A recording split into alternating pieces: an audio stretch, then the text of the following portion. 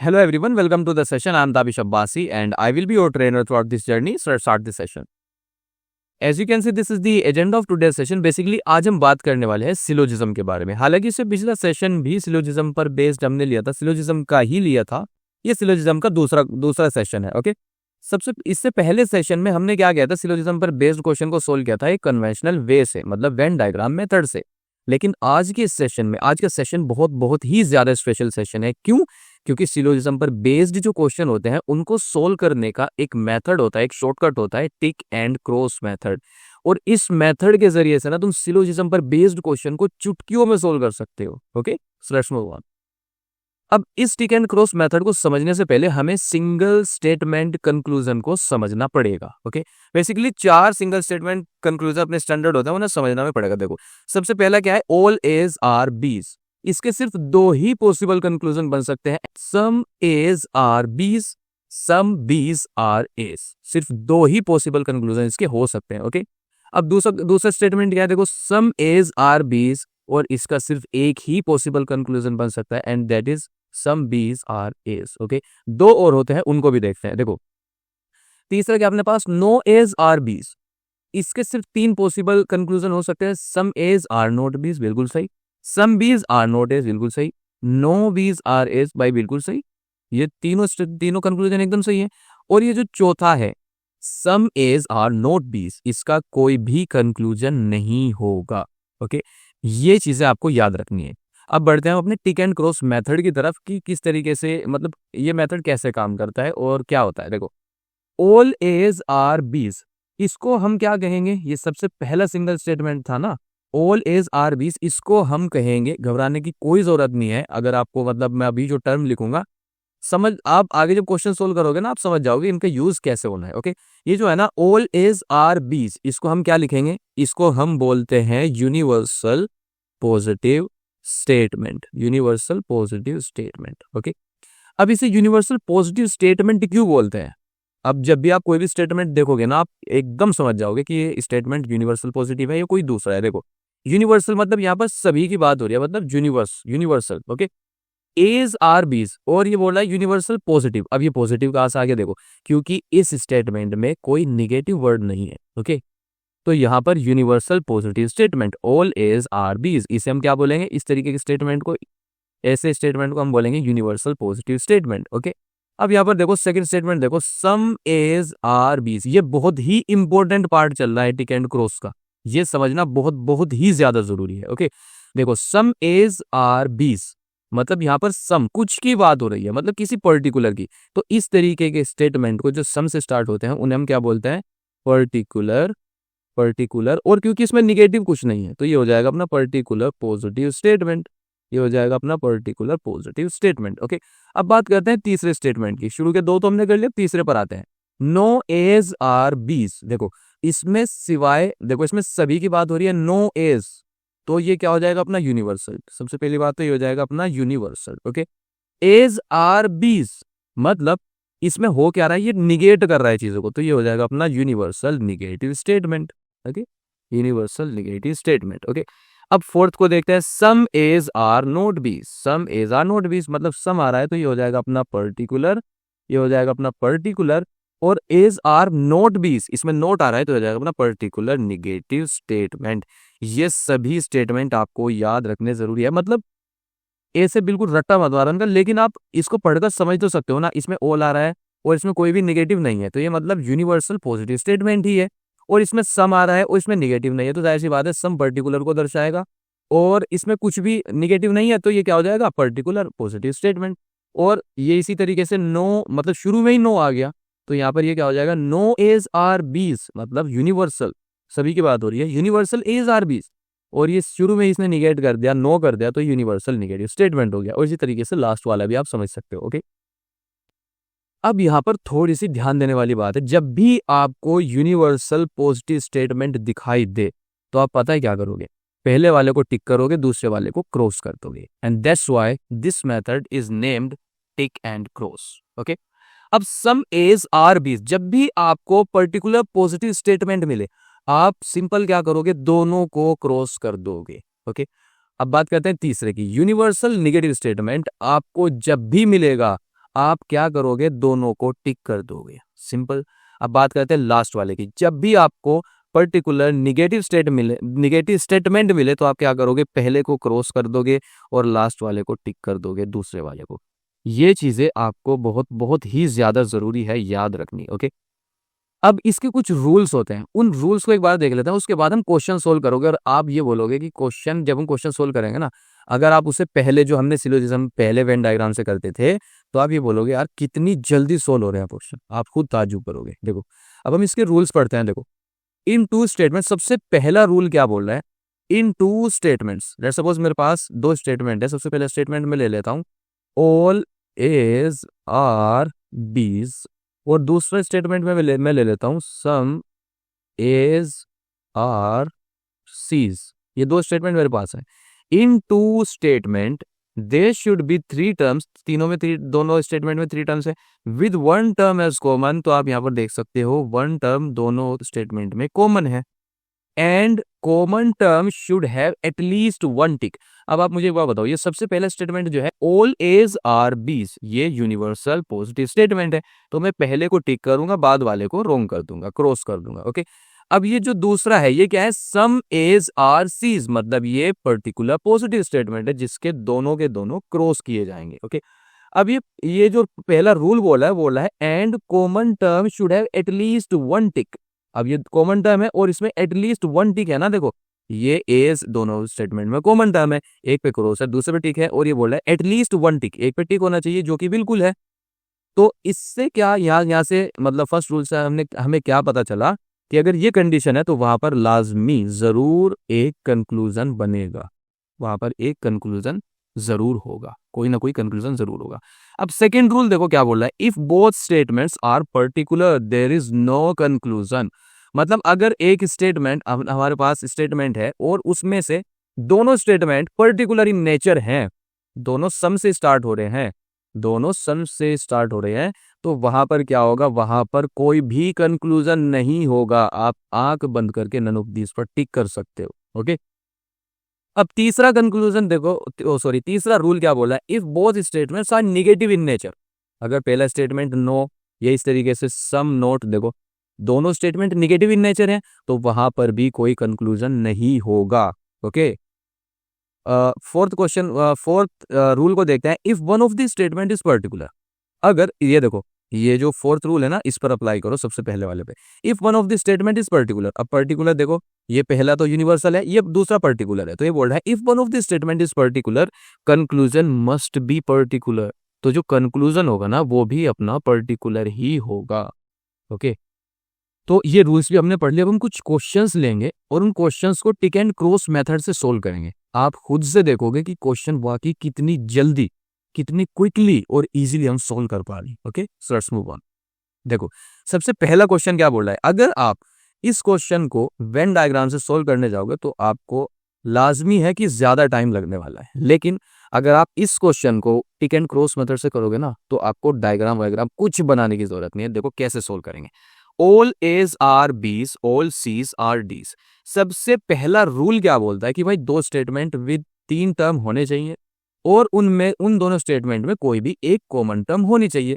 तो ये देखो, ये एक स्टेटमेंट है और ये दूसरा स्टेटमेंट है, क्या इन दोनों में कोई कॉमन टर्म है? भाई कोई भी नहीं है, तो सीधा सा मतलब क्या हुआ, यहाँ पर कोई भी कंक्लूजन नहीं बनेगा। It means none of this will be our final answer, okay.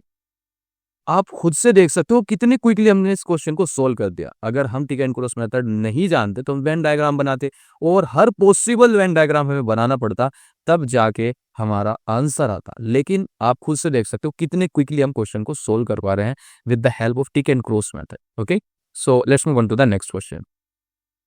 ये क्वेश्चन देखो, all papers are books, some books are not diaries. अब ऑल पेपर्स है यहाँ पर, तो देखो पहला स्टेटमेंट जो है ना अपना, वो क्या है, यूनिवर्सल पॉजिटिव स्टेटमेंट, तो पहला टिक करेंगे, बाद वाला क्रॉस कर देंगे।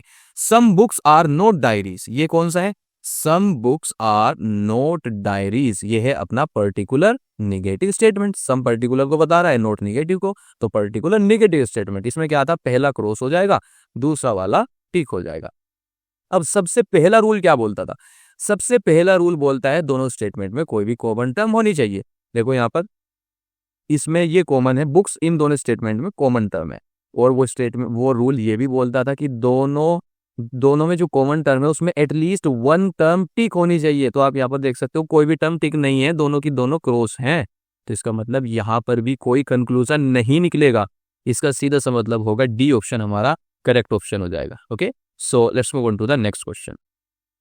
ये क्वेश्चन देखो, some shirts are trousers, some trousers are pants. Okay, अब यहाँ पर हमें कुछ भी दिमाग लगाने की जरूरत नहीं है। देखो दोनों, सेकंड रूल क्या बोलता था, अगर दोनों स्टेटमेंट पर्टिकुलर इन नेचर है तो वहां पर भी कोई कंक्लूजन नहीं बनेगा। तो आप देख सकते हो दोनों स्टेटमेंट सम से शुरू हो रहे हैं, तो ये दोनों के दोनों स्टेटमेंट पर्टिकुलर इन नेचर है, तो जाहिर सी बात है इसका कोई भी कंक्लूजन नहीं होगा। It means D option will be our final answer. Okay, so let's move on to the next question. ये क्वेश्चन देखो क्या बोल रहा है, all rivers are oceans, some waters are rivers. Okay, तो ऑल रिवर्स जो अपने पास हैं, ये जो पहला स्टेटमेंट है, all rivers are ocean and this statement is universal positive statement. So it means first will be our tick and the second one will be our cross. Okay, and in the second statement some waters are rivers, it is particular positive statement, it means both the terms will cross. Okay, so the first one will also cross and second one will also cross. Okay, now let's check, अब क्या इनमें कोई common term है? आप देख सकते हो river and river, बिल्कुल रिवर इन दोनों में, दोनों स्टेटमेंट में कॉमन टर्म है। और क्या दो जो कॉमन टर्म है उसमें से एक पर टिक है? देखो इसमें एक पर टिक है, पहला रूल यही तो बोलता है, तो इसमें टिक भी है, तो इसका मतलब यहाँ पर एक कंक्लूजन होगा। अब वो कंक्लूजन होगा कौन सा? देखो यहाँ पर ये रिवर और ये रिवर कॉमन हो गई, अब बची कौन सी अपने पास? एक तो बची ओशियन, दूसरी बची वाटर। तो यहाँ पर क्या आ जाएगा? ओशियन, ओशियन पे क्या लगा हुआ है? क्रॉस। और वाटर पे क्या लगा हुआ है? वाटर पे लगा हुआ है क्रॉस, वाटर पे भी क्रॉस लगा हुआ है। ओके, अब आपको मैं एक बात बता दूं कि जिस स्टेटमेंट में जिस टर्म पर क्रॉस लगा हुआ है तो कंक्लूजन में उस पर लाजमी क्रॉस लगा हुआ होगा, वो अपना करेक्ट आंसर होगा। ओके, लेकिन अगर किसी पर टिक लगा हुआ है तो कंक्लूजन में हो सकता है वो टिक हो, क्रॉस हो, इसका कुछ नियम कह सकते हैं, लेकिन अगर क्रॉस लगा हुआ है तो लाजमी कंक्लूजन के अंदर क्लोज हो, क्रॉस लगा हुआ होगा। ओके, तो वहां पर मैंने आपको पीछे 4 रूल समझाया, तो उनमें आप 5वां रूल ये लिख सकते हो अगर चाहो तो। 5वां रूल क्या लिख सकते हो? मतलब इफ, 5वां रूल हो सकता है इफ स्टेटमेंट, अगर किसी स्टेटमेंट में if statement term is cross, it means it will be definitely cross in conclusion. Okay, या 5वां रूल वहां पर लिख सकते हो। ओके, अब यहाँ पर देखो चेक करते हैं क्या हमें ऑप्शन में हमें ये दोनों क्रॉस लगे हुए मिलने चाहिए, समझिए। अब सम वाटर्स आर नॉट ओशंस, अब ये किस तरीके का, मतलब कौन सा स्टेटमेंट है? Some water are not ocean, this is particular negative statement, और इसमें क्या होता है? पहला क्रॉस होता है, दूसरा टिक होता है, और ये दूसरा भी सेम है, तो इसमें पहला क्रॉस हो जाएगा, दूसरा टिक हो जाएगा। लेकिन यहाँ पर देखो ओशन भी हमें क्रॉस चाहिए, वाटर भी हमें क्रॉस चाहिए। इसमें देखो वाटर क्रॉस है, ओशन मतलब टिक है, और इसमें ओशन क्रॉस है, वाटर टिक है, मतलब हमें दोनों ओशन भी क्रॉस चाहिए, वाटर भी क्रॉस चाहिए। तो तीसरा स्टेटमेंट तीसरा कंक्लूजन चेक करते हैं, सम वाटर आर ओशंस, और ये पर्टिकुलर पॉजिटिव स्टेटमेंट है जिसमें दोनों के दोनों क्रॉस होते हैं, और आप देख सकते हो वाटर भी क्रॉस है, ओशन भी क्रॉस है, और अपने को जो चाहिए था ओशन भी क्रॉस और वाटर भी क्रॉस जो चाहिए था वो हमें मिल गया। इसका मतलब सी ऑप्शन हमारा करेक्ट ऑप्शन हो जाएगा। Okay, so let's move on to the next question. ये क्वेश्चन देखो क्या बोल रहा है, some guns are not pens, some pens are not pencils. अब इस क्वेश्चन को तो मतलब यहाँ पे तो कोई भी दिमाग नहीं लगाना, देखो ये खुद से बता रहा है एक सम, दोनों स्टेटमेंट सम से स्टार्ट हो रहे हैं, और हमें रूल में क्या बताया गया था, अगर दोनों स्टेटमेंट पर्टिकुलर इन नेचर हैं तो वहां पर कोई भी कंक्लूजन नहीं बनेगा।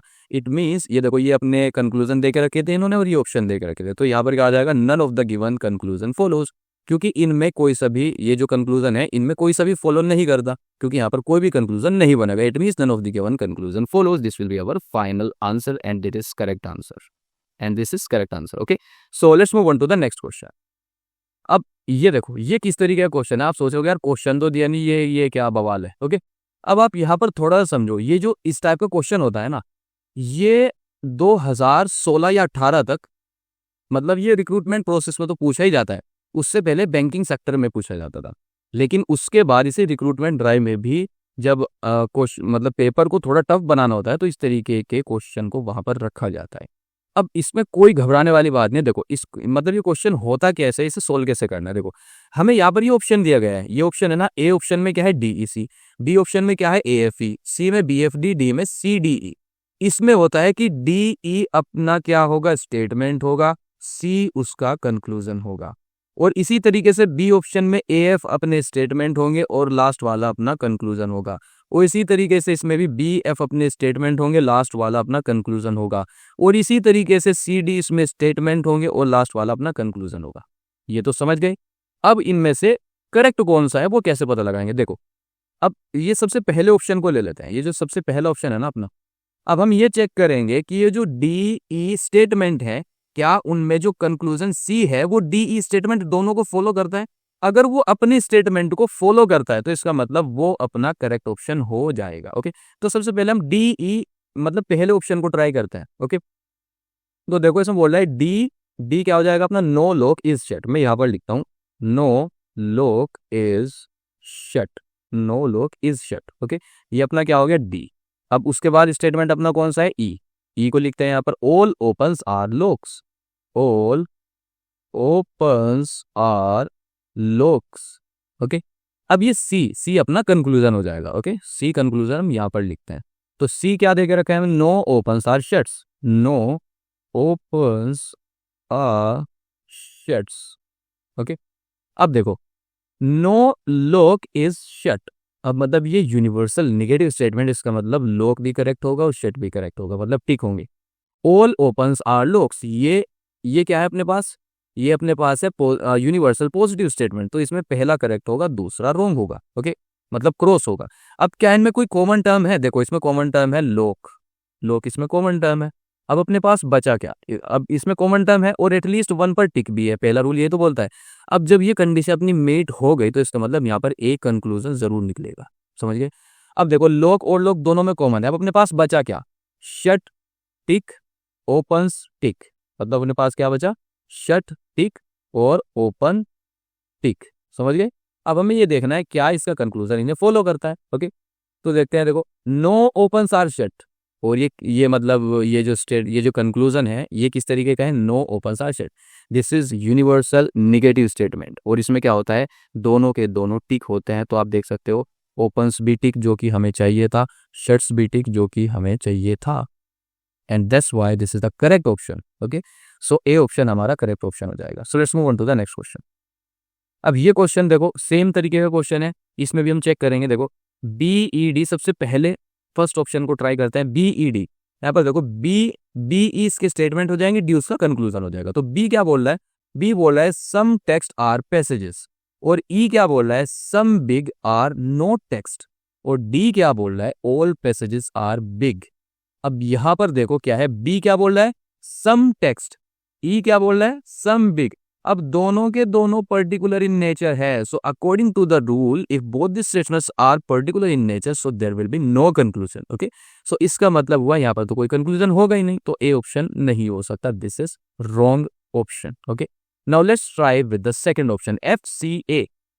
सो F, all text are small, some script are small, and A, all script are small. अब यहां पर थोड़ा सा ध्यान दो, एफ क्या है अपना, ये शुरू के दो तो अपने स्टेटमेंट होंगे, लास्ट वाला कंक्लूजन होगा। ओके, तो एफ क्या बोल रहा है, ऑल टेक्स्ट आर स्मॉल, इसमें देखो ऑल। और सी क्या बोल रहा है, सी बोल रहा है सम स्क्रिप्ट आर स्मॉल, इसमें देखो सम। और ए क्या बोल रहा है, ऑल स्क्रिप्ट आर टेक्स्ट। तो यहां पर देखो रूल में थोड़ा सा जाओ, जहां हमने रूल लिखे हुए हैं वहां पर क्या है, एक रूल कहता है कि अगर एक भी दोनों में, दोनों स्टेटमेंट में एक भी स्टेटमेंट पर्टिकुलर इन नेचर है तो उसका कंक्लूजन भी पर्टिकुलर इन नेचर होगा। और आप देख सकते हो इसका कंक्लूजन तो यूनिवर्सल पॉजिटिव स्टेटमेंट आ रहा है, तो इसका मतलब ये ऑप्शन भी अपना गलत है।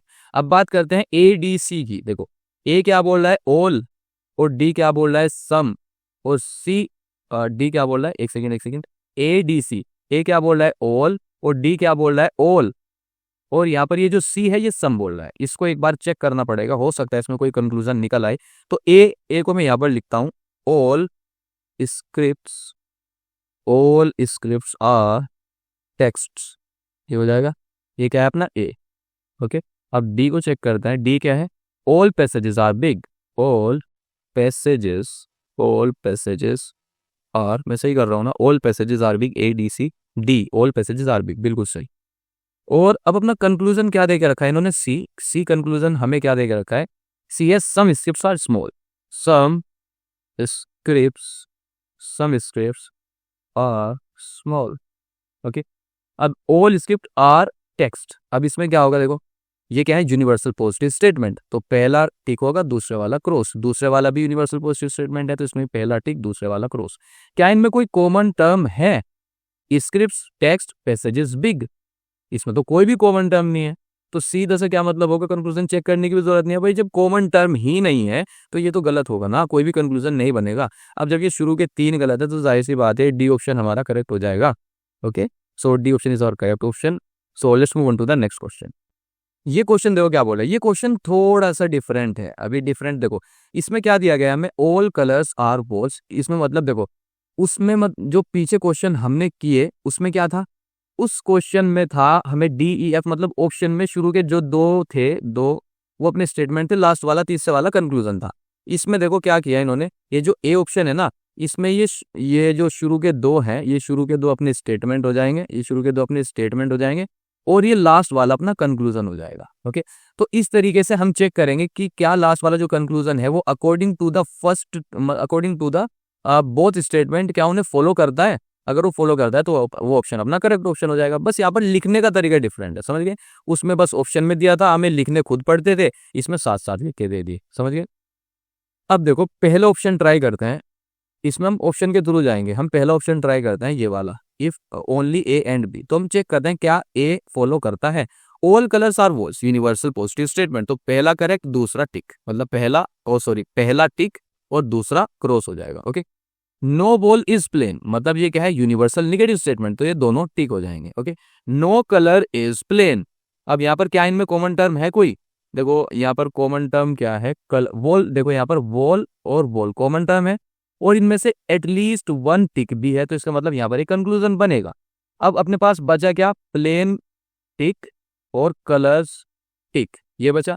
और देखो यहाँ पर नो कलर इज प्लेन, ये कौन सा स्टेटमेंट है? ये स्टेटमेंट है यूनिवर्सल नेगेटिव स्टेटमेंट, तो इसमें क्या हो जाएगा? दोनों टिक हो जाएंगे। और हमें चाहिए क्या क्या? कलर्स टिक और प्लेन टिक, और जो कि हमें मिल गए। इसका मतलब क्या हुआ? ए ऑप्शन हमारा करेक्ट ऑप्शन हो जाएगा। अब यहां से थोड़ा ध्यान दो, ये जो बाद वाले ऑप्शन है ना, सी और डी, क्या इनमें ए है? इनमें ए नहीं है, तो ये तो खुद से ही टर्मिनेट हो जाएंगे, समझ गए? अब अपने पास 2 ऑप्शन बचे हुए हैं, ए और बी। अब बी को चेक करते हैं, क्या बी फॉलो करता है? All sonic are cosmic. All sonic are cosmic मतलब ये यूनिवर्सल पॉजिटिव स्टेटमेंट है, तो पहला करेक्ट, दूसरा पहला टिक, दूसरा cross. Some cosmic are super fast, ये क्या है? पर्टिकुलर पॉजिटिव स्टेटमेंट, इसमें दोनों के दोनों क्रॉस हो जाएंगे, कॉस्मिक और सुपर फास्ट, ये दोनों क्रॉस हो जाएंगे। All sonic are super fast, अब ये जो all sonic are super fast, इसमें पहला टिक हो जाएगा और दूसरा क्रॉस हो जाएगा। अब यहाँ पर ध्यान दो, सोनिक कॉस्मिक, कॉस्मिक और सुपरफास्ट, इनमें कॉस्मिक, ये जो कॉस्मिक है इनमें कॉमन टर्म है। According to the first rule एक कॉमन टर्म होनी चाहिए और विद एटलीस्ट 1 टिक के साथ होनी चाहिए। तो कॉस्मिक और कॉस्मिक कॉमन है, लेकिन ये तो दोनों ही क्रॉस हैं, एक पे भी टिक नहीं है, तो इसका मतलब ये तो गलत हो गया। ओके, अब जब बी अपना जो है गलत हो गया, तो इसका मतलब ए ऑप्शन के तो सही होने का सवाल ही नहीं बनता, ये तो गलत हो जाएगा, ये तो पहले टर्मिनेट हो गए। तो बचा क्या? बी बचा। It means B is our correct option. Okay, so that's it for this session. लेकिन जाने से पहले मैं आपको एक बात बताना चाहता हूँ, अगर आप इस सेशन को यूट्यूब एप्लीकेशन पर देख रहे हो तो ये बात आपके लिए है। ओके, मैं आपको रिकमेंड करता हूँ कि भाई प्ले स्टोर पर जाओ और मास्टर एप्टीट्यूड को डाउनलोड कर लो। इसमें क्या होगा? एप्टीट्यूड सीखने का एक बेहतरीन तरीका आपको मिलेगा कि स्ट्रक्चर्ड वे में आप एप्टीट्यूड को सीख पाओगे। लेट्स सपोज अब मैंने आपको ये सेशन लिया, अब इस सेशन में आपको जो भी समझाओगा ना, वो आपको लाजमी 100% समझ में आना ही आना है। लेकिन मेन बात ये होती है, जब आप एग्जाम में बैठते हो वहां पर क्या तुम खुद से कर रहे हो? क्या तुम खुद से कर पा रहे हो? तुम क्वेश्चन पढ़ के क्या इंटरप्रेट कर पा रहे हो? क्या तुम क्वेश्चन को खुद से सोल्व कर पा रहे हो? वो मेन चीज होती है, समझ गए? एग्जाम में तो आपको सॉल्यूशन नहीं दिए जाएंगे ना। अब ये चीज आपके अंदर कैसे डेवलप होगी कि आप क्वेश्चंस को खुद से पढ़ के इंटरप्रेट कर पाओ और उन्हें सही सोल्व कर पाओ? ये चीज आपके अंदर डेवलप होगी प्रैक्टिस से। प्रैक्टिस इज मस्ट, प्रैक्टिस आपको करनी बहुत बहुत बहुत ज्यादा जरूरी है। ओके, अब सवाल याद है यार, प्रैक्टिस कैसे करें? प्रैक्टिस के लिए क्वेश्चन चाहिए होता है, क्वेश्चन कहाँ से लाएं? तो तभी तो बोल रहा हूँ मास्टर एप्टीट्यूड को डाउनलोड कर लो। इसमें क्या होगा, जैसा आपने सेशन ले, इस सेशन से रिलेटेड आपको बेसिक एक्सरसाइज दी जाएगी, उसके नीचे उसका क्वेश्चन बैंक दिया जाएगा, स्टडी मटेरियल दिया जाएगा। इस सेशन से रिलेटेड, इस टॉपिक से रिलेटेड, सिलोजिज्म टॉपिक से रिलेटेड पहले एग्जाम में जो क्वेश्चन आ चुके हैं वो भी आपको वहां पर दिए जाएंगे। अगर आप वाकई एप्टीट्यूड सीखना चाहते हो ना, तो मास्टर एप्टीट्यूड से बेहतर चॉइस आपके लिए कुछ भी नहीं हो सकती। इसमें आप टेस्ट दे सकते हो, कस्टम टेस्ट दे सकते हो, दुनिया भर के फीचर्स इसके अंदर है, because I am the developer of this application. मैंने ही इस एप्लीकेशन को डिजाइन किया है। Okay, I am a programmer, समझ गए ना, मैं प्रोग्रामर भी हूँ। सो that's it for this video. Thank you and all the best.